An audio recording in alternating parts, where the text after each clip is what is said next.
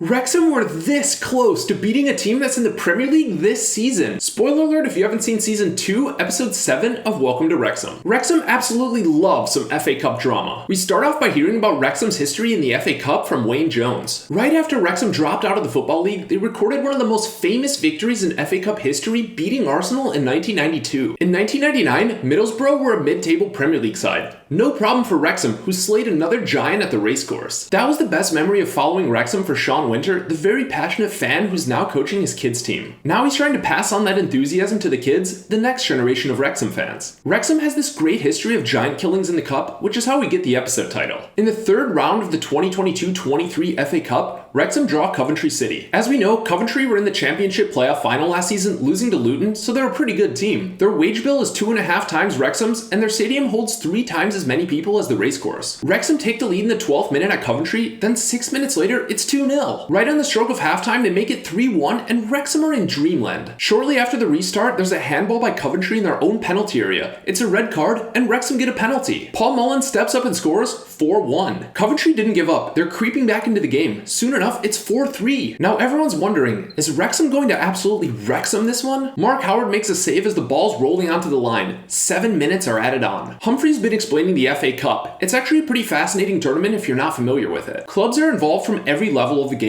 Even the NBA liked the concept so much, they're starting their own in-season tournament this year. Then Humphrey explains squeaky bum time for the uninitiated. 97th minute, Coventry on the attack, and the broadcast feed drops. Rob and Ryan are losing their minds. The feed comes back and the match has ended. Wrexham beat Coventry 4-3, a club that was 61 places higher on the pyramid. Massive cup set. Wrexham fans are in disbelief. Even until they got home, they were unable to process what happened at Coventry. Rob, Ryan, Sean, and Humphrey catch up over the phone after the game. Ryan's hoping to draw a Premier League club in the next round. Wrexham are drawn at home to Sheffield United, who are second in the Championship and eventually are promoted to the Premier League. Ryan is in town to see the FA Cup match. Rob is in Philly because the Eagles are in the playoffs, so he's wearing an Eagles sweatshirt, a Wrexham scarf, and a Wrexham hat. Both owners join ESPN for interviews. Ryan also goes on the BBC. Just a minute into the match, Wrexham go behind. Then Jordan Tunnicliffe gets injured. Minutes later, Aaron Hayden is also forced off with an injury. So Wrexham lost 2 of their center backs, key players in their back 3 system. Phil Parkinson says they're going to have to do something. Halftime, it's only 1-0, and Wrexham are still fully in the tie. There's a ridiculous goalmouth scramble. Somehow Wrexham don't score, but they're turning up the heat. Long throw, more chaos in the box, Wrexham score, and Ryan Reynolds goes crazy. Thankfully, there's no offside this time. Rob is doing the same in Philly at the tailgate. Next thing you know, it's another goal for Wrexham, 2-1. Only 3 minutes later, Blades equalize, and it's 2-2 with 25 minutes to go. It's hard to see what happened, but Sheffield United have a player sent off, and they're down to 10 men for the final 20 minutes of the match. Mullin scores, making it 3-2. Scenes at the racecourse ground with just 5 minutes remaining. But it was not meant to be. Blades grab a goal at the death, and it ends 3-3. Devastation at the racecourse. Obviously, if you follow football, if you follow the FA Cup, you know Wrexham and Sheffield United went to a replay. It's still amazing to see how the drama unfolded, to see the perspective of the people who were involved at the time. That's something else I like about the show. Even though you could go look at the results and see what happened to Wrexham last year, it's still captivating to see how the drama took shape. Rob has to explain to the other tailgaters that this match is not going to PKs, it's not going to penalties, it's headed for a replay. Ryan goes to the dressing room after the game. The guys are obviously gutted. The coaches were being pretty nice and praising the players. Considering they gave up a goal right away and lost 2 crucial defensive players, they still came back and played pretty well. They didn't need to lambast the players, who knew they had blown a golden chance. Even so, Ryan tells them how special the night was and how everyone in the stadium could feel the heart they put into the performance. They'll have some special memories from the match. Ryan and Rob catch up. Reynolds can't believe that McElhenney missed the game. Ryan tells Rob to text him some Eagles updates. Honestly, I don't even think Ryan was into the NFL, but now that he's friends with Rob, he wants to be supportive of his other team. Our favorite fans are back. They love football for the emotion rather than knitting. But they don't know if they can handle the drama of the FA Cup again just a week later when Wrexham head to Sheffield for the replay. 9 days later, we're at Bramall Lane for round 2. You just kind of knew that Sheffield United were going to go through even if you didn't know the result. After 90 minutes, it was 1-1. Rob and Ryan talk about how Wrexham took a championship side 180 minutes with nothing between them. It was 4-4 on aggregate. The replay was a lot closer than the scoreline suggested, but then the 94th minute, a leaky backline allows Sheffield United to score 2-1. Then 2 minutes later they add another and it ends 3-1. The owners and Sean say how much this performance showed the club's quality. Parkinson's praising the team again, saying how valuable Sheffield United's players are and to not feel bad about the result. They showed Billy Sharp's interview, he was clearly a little gassed up. United are 4 divisions above Wrexham, but the Blades captain made some comments that resulted in a £2,500 fine. This was hilarious to Ryan and Rob. The cup is always special for Wrexham, having the opportunity to punch above their weight against teams in higher divisions. They almost killed 2 championship sides off. Now, it's time to turn the focus back to the league. With 18 games left, they're 3 points behind Notts County, and with only 1 automatic promotion place available, they gotta get first. A lot of football in this episode. What did you think of it? Weigh in down below.